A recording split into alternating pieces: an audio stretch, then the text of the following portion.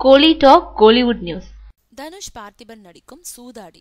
தனுஷ் நடிப்புல பொல்லாதவன், ஆடுகளம் ஆகிய படங்களை இயக்குனவர் வெற்றிமாறன். இந்த 2 படங்களுமே வெற்றி பெற்றதோடு ஆடுகளம் படத்துக்கு தேசிய விருதும் கிடைச்சது.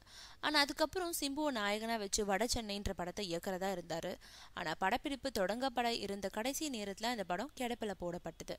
அதையடுத்து எந்த படத்தையும் இயக்காத வெற்றிமாறன் தன்னோட பட நிறுவனம் மூலமா சில படங்களை தயாரிச்சு வெளியிட்டு வராரு. இந்த நிலையில மீண்டும் தனது ஆஸ்தான நாயகனான தனுஷை வச்சு இப்போ ஒரு படத்தை வெற்றிமாறன் தொடங்கி இருக்கிறதாகவும் அதோட படப்பிடிப்பு நடைபெற்று இருக்கிறதாகவும் செய்தி பரவிக்கிட்டு இருக்கு. அதனால நேற்று மாலை பொறியாளன் படத்தோட பத்திரிகையாளர் சந்திப்புக்கு வந்திருந்த அவர்கிட்ட அதை பத்தி கேட்ட போது, இப்போ நான் இயக்கிக்கிட்டு இருக்கும் படத்துல தனுஷ் பார்த்திபன் 2 பேரும் நடிச்சிட்டு இருக்காங்க. அந்த கதைக்கேற்ற தலைப்பா சூதாடின்னு வைக்க முடிவு செஞ்சிருக்கேன்.